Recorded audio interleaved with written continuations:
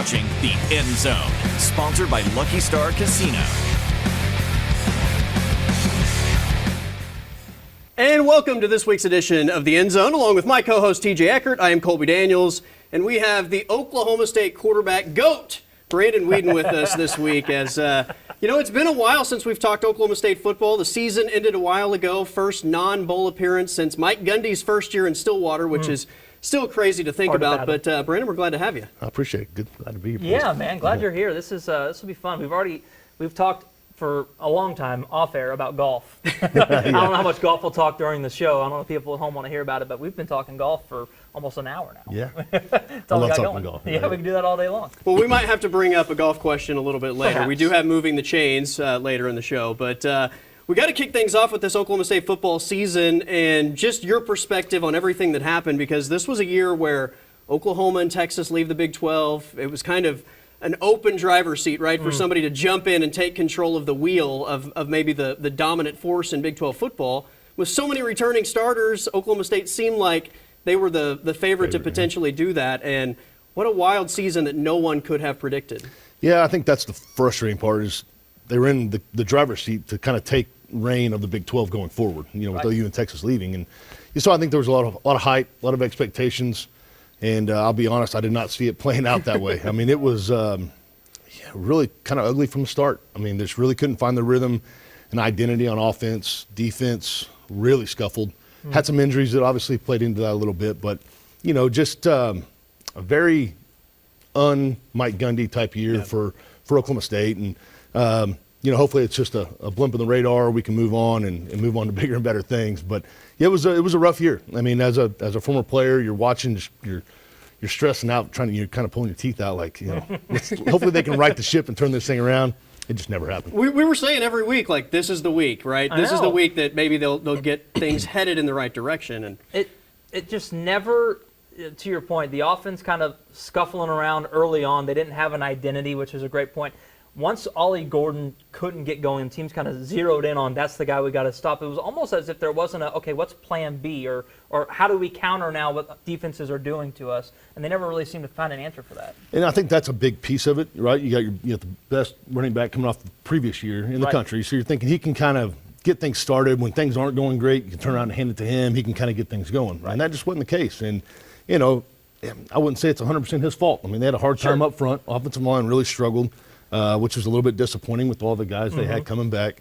But yeah, I mean, having a guy like that in the backfield, you think he can kind of be the bell cow you need to get some momentum when you especially late in the year and you're playing those physical games. But man, it was a year I haven't seen in a long time. So it was. I'm glad it's over, and I'm ready to move on to the next one. Well, despite the standoff between Oklahoma State and Mike Gundy, he is coming back. Wholesale changes, though, on this coaching staff, and a guy you're familiar with, Doug Meacham, taking over as the OC. Yeah, Meach is great. So Meach was the receivers coach when I was there. Love the guy. Big personality, a lot of fun to be around. He's got a little bit of Todd Monken in him, just a real happy-go-lucky guy. He's a very aggressive play caller. Obviously played offensive line, but he likes to sling the football. So I was excited to see that he came back. Got my roommate Andrew Mitchell back coaching offensive line along with Cooper Bassett. So that'll be fun to see that dynamic. But yeah, I'm excited. I mean, I knew there was going to be some changes made. I didn't know they were going to clean house and start from the top all the way to the bottom. But no, I think exciting times. Good for Coach Gundy. To understand that there was issues there and to take the initiative to move on and do what's best for the program. It's not always easy to do that. No. And he says it all the time. These guys have families. It's a profession. But at the same time, you got to win. And if you don't, that's how things usually happen. You kind of hit on it there, but I want to kind of circle back to that. That's not easy to do, right? These are coaches that have been there for decades, some of them, right? I can't imagine that that's something easy to go through. Those conversations have to be difficult. On the outside, it's like, well, yeah, fire that guy. The receivers are struggling. The offensive line's not playing well. Just fire him. But it's not that easy. It's not that easy. I think about Casey Dunn. I mean, Casey Dunn was there when I was there, so 2000. I think he came in 2010, if I remember right, and maybe 2011. But great guy. I mean, done a lot of really good things. Great recruiter, great receivers coach. And it's you become buddies. You spend so much time away from football that you build that relationship. So it's not hard to fire a friend. And it's just unfortunately, it's just a nasty part of that industry, and you got to do what you got to do to win. I'm really curious to see what the quarterback situation is going to be next year. And first of all, they might have the toughest pronunciation guide as far as the quarterback room goes in all of the country, with Haas Haney now joining the mix and Maya Luwaki Smith. I think I got that right, but I'm not. I'm going to just pretend that I got it right. But the point is, 4 guys now, right, with the TCU transfer coming in that realistically it feels like have an option to play. And you've obviously been in that quarterback room in Stillwater looking for your first opportunity. But I think all 4 of these guys have something to them, and we'll see which guy ultimately gets the call. Yeah, and without seeing Zane Flores out there, I mean, I was very vocal. I thought it was a little frustrating that he didn't play more. Let's see what you got. Sure. Right. I know he got hurt last year, but there's some games down the stretch where I thought maybe he can get in there and, let him get his feet wet, let him get hit, let him scuffle a little bit. That way, at least knows what to expect when he's throwing the fire. But yeah, the other guys, you got athletic quarterbacks, guys can throw it pretty well. Obviously, very more mobile, which I think that's where the position's kind of going, even at the next level. I'm excited. Not a lot of experience. I think that's probably the biggest issue, I would say. But I think Meach will do a good job with those young guys that haven't played a lot and keep it simple for them. Just got to have guys around them, and got to have running game and guys at receiver step up. Maybe in the weeds a little bit here, but how do you think Meacham's system works with the mobile quarterback? You like it? I do. I think. And again, I'm so far removed now, but I just from the outside looking in, I mean, he wants to do the air raid stuff. He wants to play fast. He's had mobile quarterbacks. I think he, I don't know if it's like Lamar Jackson, right? We're not going to do zone read, do quarterback power, but I think these guys are athletic enough that he's a creative guy. Well, I'll just say that. He's very creative. He's going to think outside the box a little bit. So it'll be fun from week in and week out to see what he draws up, because it's going to be different than when I was playing, or even Clint could run, but those guys, it's just a different system now than when Dana and Todd Munker were there calling plays. I think you could run QB power. 1 yard, baby. That's all we need. You've been running at Stanford, right? I mean, it took forever, but one of the best quarterback runs in OSU history. Clint did proclaim himself the fastest OSU quarterback he did say that. in program history when he was here. I'll take J.W. Walsh over Clint. Okay, all right. Well, It'll there be we close. go. They're both pretty good. I shouldn't. I have no reason to talk about that. I was at the bottom of the. Well, you have no bias, right? That's right. You have no bias. You're not in the conversation. So Yeah. there you go. All right, Brandon Whedon is joining us, former Oklahoma State quarterback, and also spent some time in the NFL, including 2 years with the Dallas Cowboys. We'll get his take on the Cowboys' head coaching job. That's next here on the End Zone.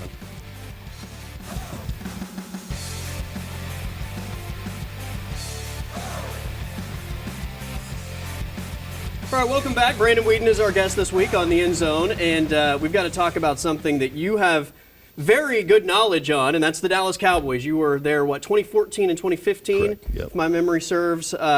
They are making a coaching change, and they've been criticized this week for the way they've handled the entire situation. As a lifelong Cowboy fan, I always call it the circus, right? I mean, because it has a circus-like atmosphere. And how else would you expect them to handle something like this? I mean, this just kind of seems to be the way that they do business. But another former Cowboy quarterback had an interesting take early in the week about what the Cowboys did with Mike McCarthy and maybe how coveted this job is. Troy Aikman said, "I think most football people that take over as head coach want to do things on their terms, and that's hard to do in Dallas. You take Dan Campbell, for instance. Is Dan Campbell if he is with the Cowboys? It's hard to imagine that he is. It's hard to imagine that a lot of these coaches might be.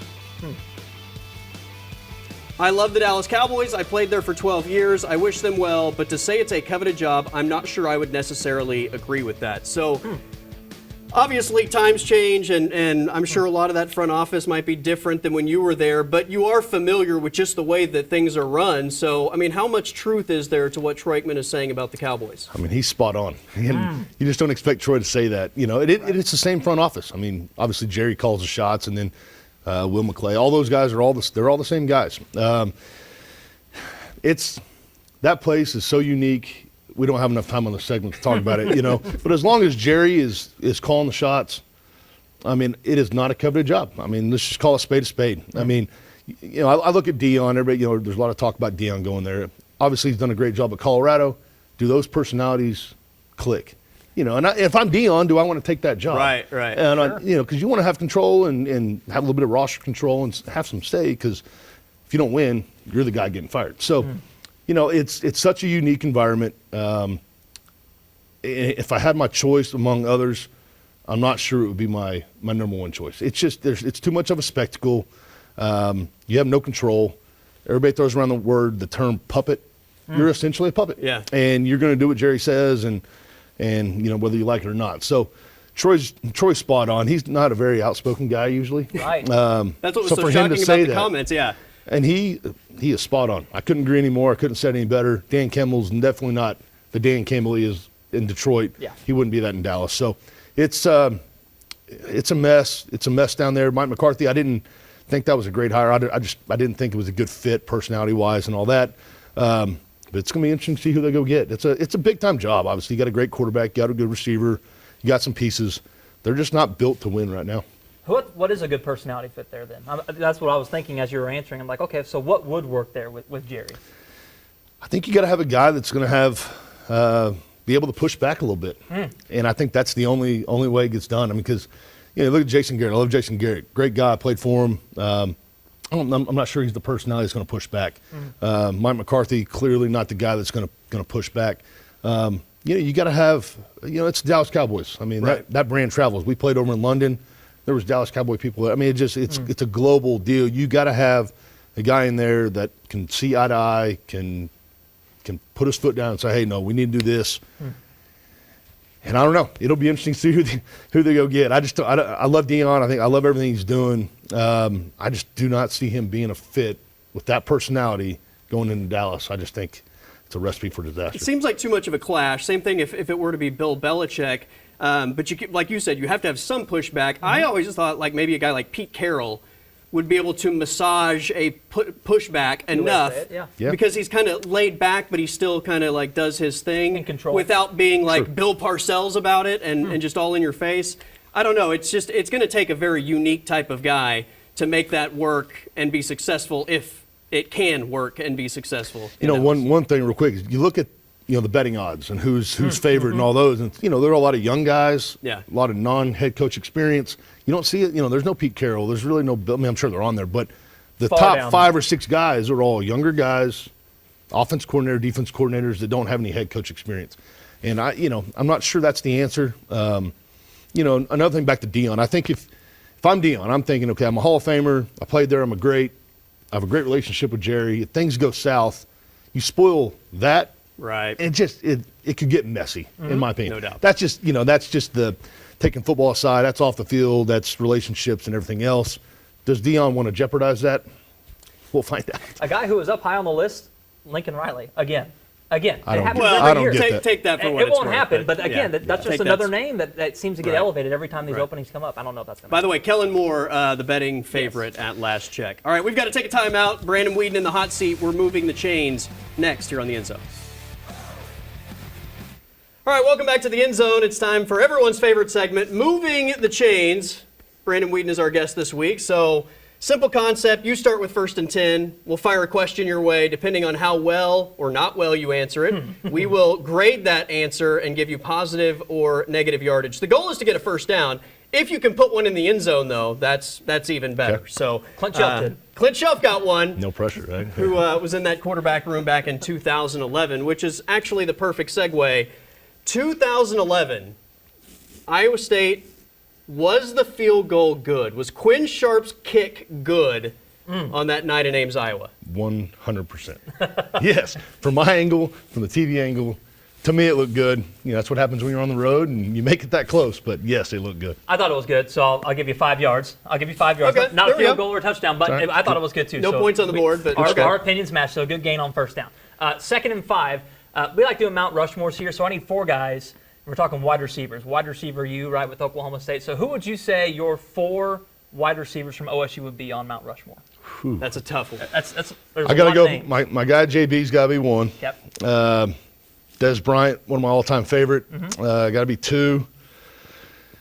Maybe you got to say what Rashawn Woods did was really impressive. Oh man, it's hard. There's so many good ones. Go back to Harley Dykes. Yeah. I got to throw James Washington in there. It was a Okay. little more recent. The guy's a stud. I like that. He was a heck of Also player. a Bolitnikoff winner, right? Yeah. I think that's a good list. I like Okay. those 4. Yeah. You threw Brennan Presley on yours earlier in the season, right? I did, but I'm biased, being a Bixby guy. But Well, he had a great. he's one of my all-time favorite Yeah, players to watch. great career. Look at me, I love Great watching. career. I mean, Tylan Wallace was Yeah. sensational. So many I mean, names. they've had, as far as just high-end college man. performances, I mean, they've been as good as nearly anybody in college football over the last couple decades. So, How do you do? What we give him? let's give him a first down. Okay, good. Yeah, let's Good give start. him a Good start. Love it. chunk play. Moving the What We yard- already got a first what down. yard line am I on here? We're, We in the red we're zone? working for more. Might take a shot. All right, this can really be whether it's something on the field, Okay. something off the field with teammates or coaches. This could be Your favorite memory as far as your time at Oklahoma State goes? just one. Wow. Oh man, this is I get this question a lot. For me, it was celebrating on the field after we beat OU the way we beat them in Stillwater to win a Big 12 championship. I mean, you couldn't even feel your body. I mean, I had to put my helmet back so on because I was cold. getting hit in the head. It was freezing It was that night. so cold. But you didn't feel you couldn't tell. It was Right. I ended up running my wife. Somehow we met. Somehow it was pretty cool. And yeah, that was I would say that was. I mean, one, to beat Oklahoma the way we did, to win the first Big 12 championship in school history. Yeah. That's hard to top that one. That's a good one. That's a good one. So we'll give you a first down, and we'll say you're in the red zone. All right, perfect. So this Let's take a is shot. 2 first downs. So All this, right. so this one's gonna be hard because it's a golf question. So we're gonna be able to. But I need to see if Colby's able to get a good yardage. Well, I was based on actually golf. going to You want say me to you def- might want to Okay, that's fine. I'll do it. want to grade this I one will. just because you're probably I will. more knowledgeable on what this answer could Well, be. this is a tough one. You've played a lot of golf around the state. Give me the most underrated golf course in our state. Underrated. Underrated. Yeah. So Southern Hills is the best golf course in the state, probably. So that's not a good answer. Yeah. Underrated, right? Yeah, and I've been at Oak Tree National forever now. Yeah. Want to love that place. Yep. Underrated golf course. Yep. Yeah. Ooh. One that's like, oh, people really haven't know much about that one, right? I tell you, Public or private too. okay. I don't know if that helps or hurts. I mean, we were talking about it earlier. I think the Patriot, just experience from the Really time you good. enter the gates. Yep. You know, the food, the atmosphere, the service, the Yep. amenities. The Patriot is really, really good. A lot of people from the city haven't been up there and played it.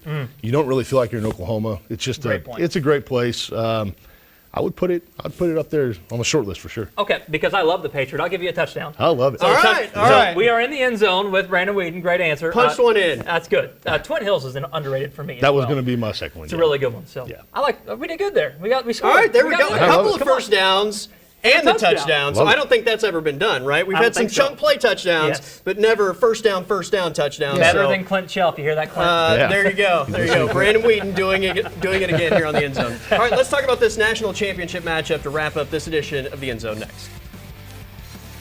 All right, it is finally time for college football's national championship on Monday night. We have an awesome matchup, two of the most historic programs in college football history, Ohio State and Notre Dame.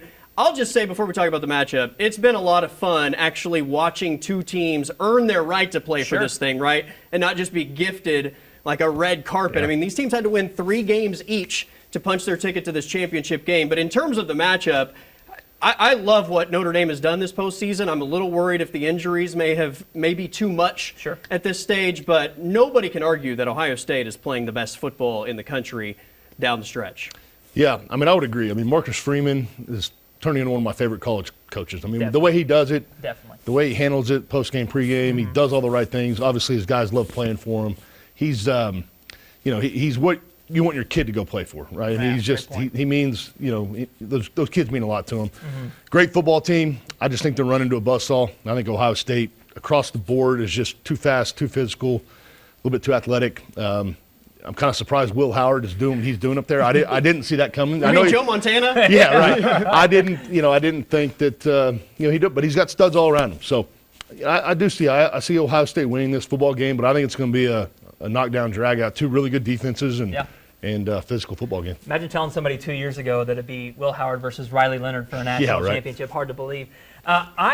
Ohio State is a perfect example in this new playoff format of finding a way to get hot in the postseason and then just riding it, right? I mean, they got dominated by Michigan, like physically dominated. That's right. Michigan was the more physical team in that game, outplayed them for sure, and then now it, woke them up. A switch flipped, and now they're playing for a national title. Pretty crazy to see.